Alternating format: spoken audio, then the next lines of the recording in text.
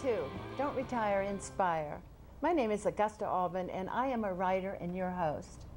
I would like to thank Mayor Thomas M. Menino, the Elderly Commission, and Suffolk University for making this wonderful show possible. Life is dynamic and unpredictable. It's an adventure made better by the people we meet and the loving relationships of those close to us. All of our guests appreciate life. They value each day as a new opportunity to teach, create, innovate, and inspire those around them. Very early in their life, they learn life is a journey. It's not a destination to be reached. Today, I am very pleased to welcome Nancy Lalauer Sanaban. She'll tell you if I've mispronounced that. She is author of the autobiography, Some Things Not Right. Welcome, Nancy. Thank you. I'm happy to be here. We're really happy to have you. I am excited because we have a lot in common, okay? I mean, the fact that we're brilliant and we're both authors, all right? But we were talking about this little book that you wrote, and the reason you wrote it, Something's Not Right, is that we are both dyslexic. That's correct. Okay. Now, when and how, and you, like you said, that wasn't a word then. Well, actually, it was a word. Was it a word? Tell me about it. And my parents knew I was dyslexic, but they were instructed not to tell me because the thought then was that if you told a child, they would give up. So I knew when I was 6 and couldn't read that part of my brain was broken. That was what I figured out. Okay. I knew that I was a very good athlete and I was superb at math. So I knew I wasn't retarded, but I had a piece of my brain that wasn't functioning normal. And I understood that very well at 6 years old. Really? Yes. Did you fit in? I fit in. I was always a well-liked kid and strove to do well in school.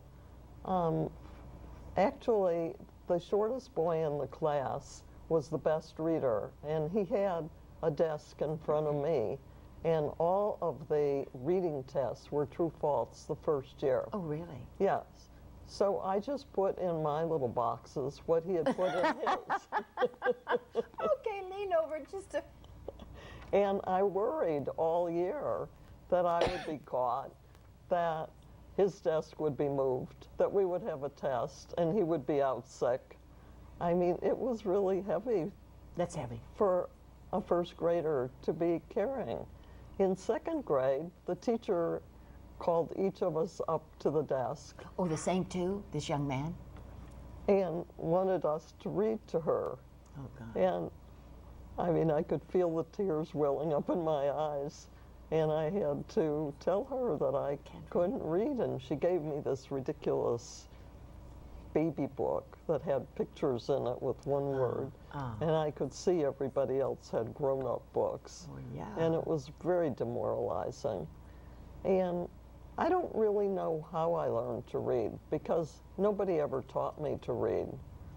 And I was very needy for people to tell me academically that I was doing the right thing when it came to any kind of math problem that was required reading or any reading assignment.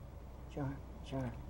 I'm like you. I think I remember becoming a con because my father was a doctor, and I was told from the time you're going to be a doctor. And I looked at all of these other children.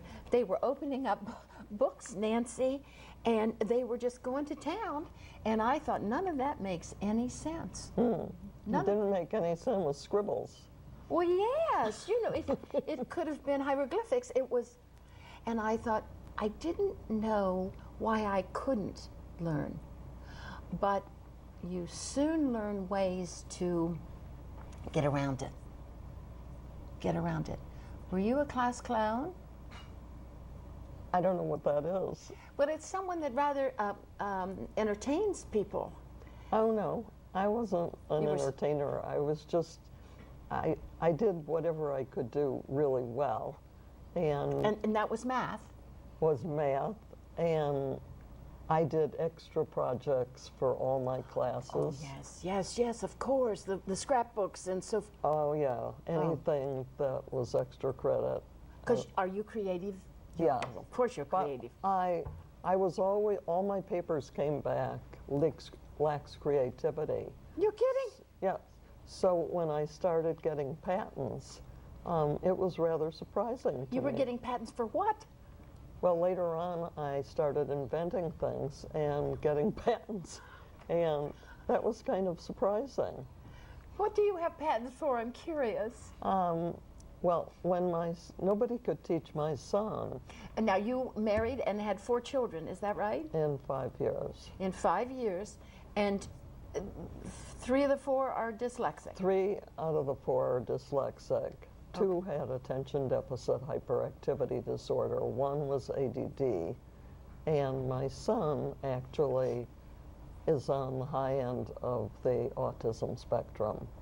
Okay. So in addition to the dyslexia, the ADD, and It makes it look like dyslexia is an easy thing to have, doesn't it? oh yes, And it is, isn't it? because it's very easy to solve dyslexia today. That's right. But that's today. That isn't back Yes, then. I mean I sat on boards for a long time where the answer to dyslexia was you had to fail for 3 years before you were even categorized as a dyslexic. Yes. I mean, that was the definition. Yes. If you weren't this, and you failed to learn to read, Well, you had to be dyslexic. then you were dyslexic. I don't remember that word, all right? I just remember tutor after tutor after tutor. And I remember, You had tutors? yes, because my father was bound and determined, and of course it did no good whatsoever. No good. I finally taught myself how to read. I'm not too sure how, all right? But yes, I had tutors because he was bound and determined that this 5, 6, and 7-year-old was going to be a doctor. You know, I was it. I was it. And the funny thing was, and as I told you before the show, I was in a way pleased with the way I viewed the world because it was obvious I viewed the world much differently than those kids. And I was assured, Nancy, that those teachers were crazy, that I was okay. I'm all right. I still think that's kind of true, sad to say. But yeah, you know, you start to view the world in a very different way because according to what I have read and heard about the way our brains work, I think an average idea for an average person comes from the back to the front, and ours comes from the front to the back. It is the reverse. Well, I think each dyslexic is different. Do you really? Tell me Yes. about it. So I think it's very difficult to generalize. It is true that there's a lot of dyslexics that are very, very bright Yes. and have contributed a tremendous amount yeah. of the creativity to our society. And Norm Geschwin was one that said that the reason it doesn't flush out of the system is because it's needed for the creativity. Okay.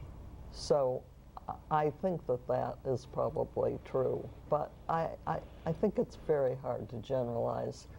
My talent, if I have one, is being able to take very abstract concepts and make them concrete. All right, we're back to the patents. Tell me about some of the things. What was the first patent? Well, I have 3 patents on games. There's a sequence of 9 games. And what the games do is they take a child from the ability to match a picture of 1, 2, or 3 things to those things. What's the name of the game, Nancy? They were originally called the pretzel game because you want a pretzel to win them. It teaches winning and losing. Some kids don't understand when they've won Yes. that they have won. It also teaches them where they are in space. It teaches Yeah, you said them, space-time. That's a tricky one. well, I have dealt very much with space and time. I mean, my specialty is not only learning disability, but early childhood development. So the games place children in a specific spot so that they know where they are vis-a-vis their cars and their track. And they learn alternation of turns, and they learn concrete progression forward, starting at their body, going out. They are the center. They are the center. They start, because if you want to know where something is out here compared to where it is out here, you have to first know where you are. Absolutely. And then you have to know where I am compared to where you are. That's right. And then you have to know where you are relative to where this book is in order to understand that spatial relationship. So these games teach all that.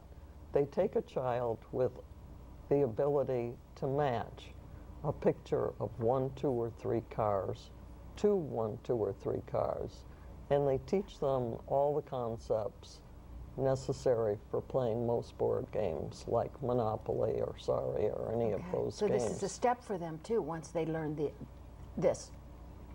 Yes, and one of the biggest breakthroughs I had was at Perkins, where there were 2 blind, retarded, deaf children that were about 6. And I adapted the first game To these children? for those children because they were not going to be able to learn Braille. And I made a game for them, and the teachers worked for several months with those children, and they eventually could play with help those games. But what it did was it socialized those children. They floated in space. They were totally unaware of people, of relationships. Yes. So they learned to take turns. They learned basic. They were grounded. You grounded them. Yes. I put them in space, and they learned to play a game with somebody else. I mean, and they learned, sharing. So That's beautiful. yeah, it was wonderful. Oh, that's beautiful. Are these games still available?